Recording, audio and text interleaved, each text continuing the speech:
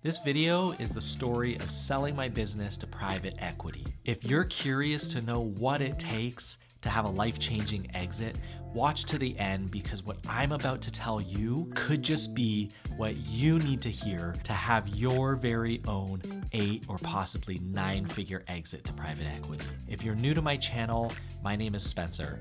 I co-founded Solo Stove, an e-commerce business that was started in a garage and is now a public company valued around $2 billion. I have nothing to sell you. I make videos just to share what I've learned about e-commerce and entrepreneurship. If this is something you're into, tap subscribe and tap that notification bell as well. I'm gonna break down the story into 3 parts. In part 1, I'll tell you why I wanted to sell our company. In part 2, I'll tell you how we tried to sell it early on and failed. Then in part 3, I'll tell you how we changed gears, got our company ready to sell, and the process it took to finally sell the business to private equity.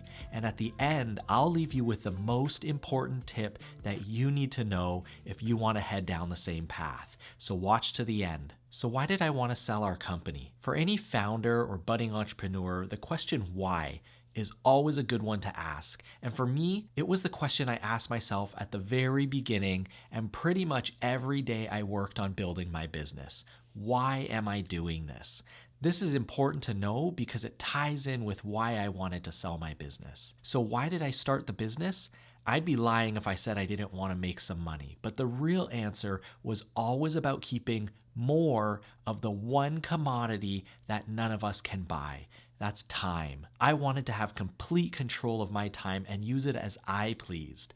I personally didn't hate my day job. It was actually quite enjoyable, but I didn't want to keep working a job that required me to trade increasing amounts of my time for ongoing financial stability. There had to be a better way for me to create financial stability on my own in less time. And after a number of opportunities presented themselves, I believe starting an e-commerce business was my ticket. So my business partner and I started to work on Solo Stove around 2010.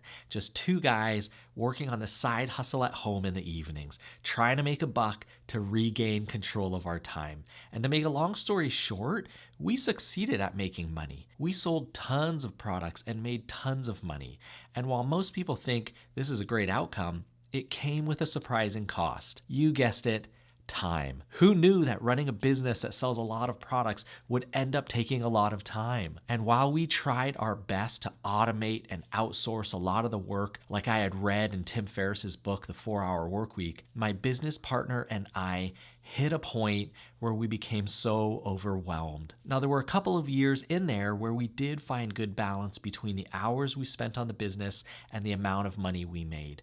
Those years were great, but like a snowball rolling down a hill, the business kept picking up steam and growing faster than we wanted it to. And I found myself with a company that was doing the exact opposite of what I wanted it to do. It was supposed to give me back my time, but instead it was eating it all up. And that's why we decided to sell our business. In 2016, my business partner and I made the decision to see if we could sell Solo Stove and free ourselves from this hugely successful and growing beast of a company. While we love the customers, the brand, and the products, we were ready to let it go. I knew I could start another company and told myself I'd do better the next time around, creating the lifestyle company of my dreams. So we met with a small business broker and a few different investment bankers of various sizes who were all referred to us by friends. Since we didn't even have an office, we had to borrow an office at our 3PL to meet with them. That's how small we were. Revenue was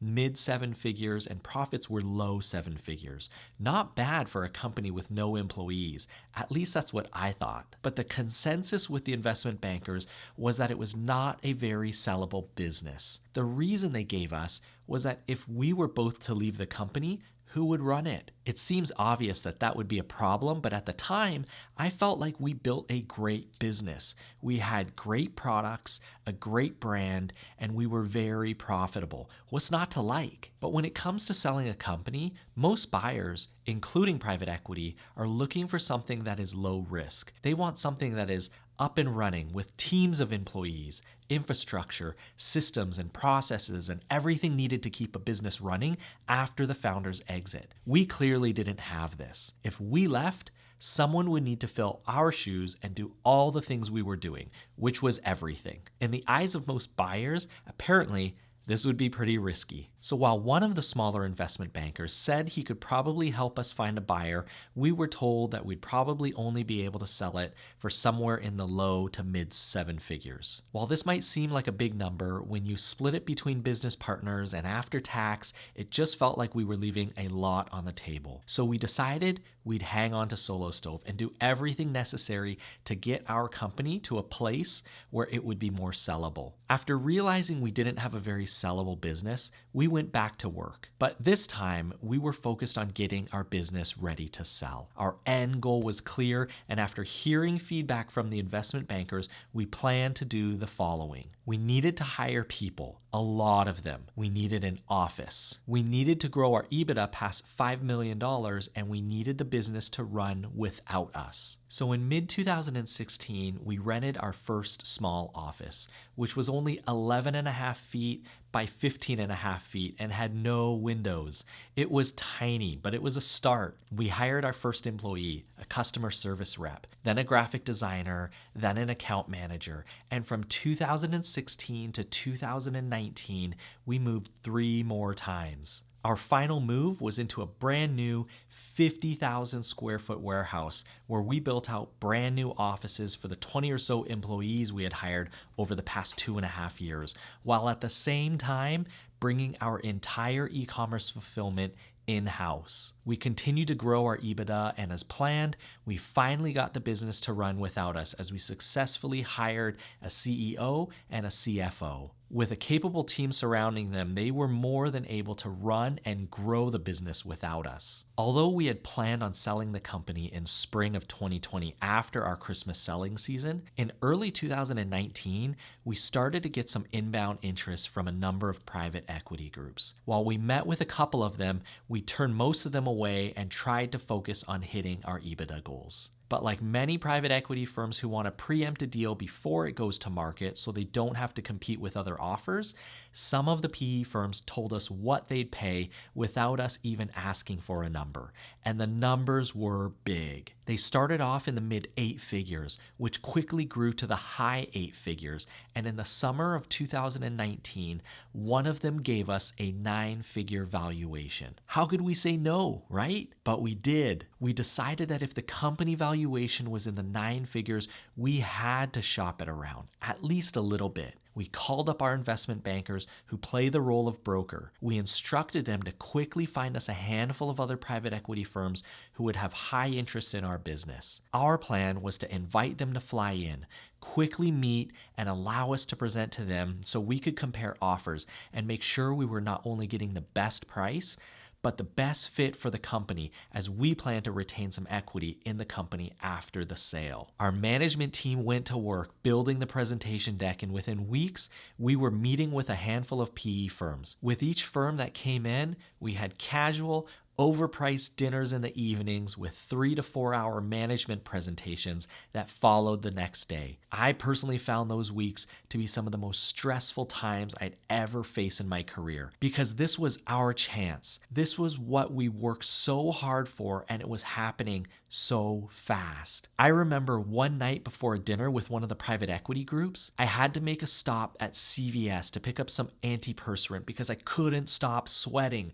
I was that nervous. Within a couple weeks, we finished up all the meetings, and after countless hours of deliberation, my business partner and I eventually chose a private equity group that not only gave us the highest offer, but who we believed were the best fit for the company. We signed the letter of intent in August, spooled up our M&A lawyers, and after a couple months of due diligence, we closed the deal in September of 2019. Crossing the finish line was a great sigh of relief, but like a lot of founders who have exited will tell you, closing day is somewhat anticlimactic. For me, I was happy to just be done with the whole process, and what's most enjoyable is the freedom that comes with no longer having to trade time for financial stability. I now get to spend as much of my time on things that I care about, which is such a huge blessing. Now, as promised, here's the most important tip you should know when it comes to selling your business to private equity.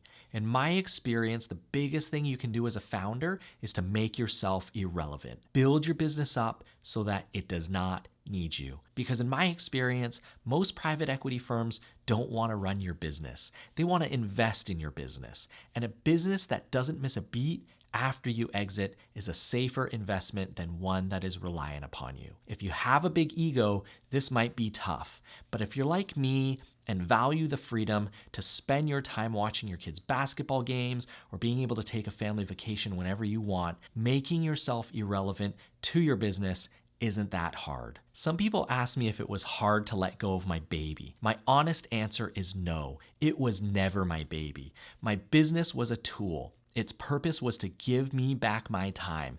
And by eventually selling it to private equity, it did its job better than I could have ever imagined. Selling my business to private equity was a great experience. If you're looking to start an e-commerce business in hopes to do the same, start here with this video where I tell you how to decide what to sell online.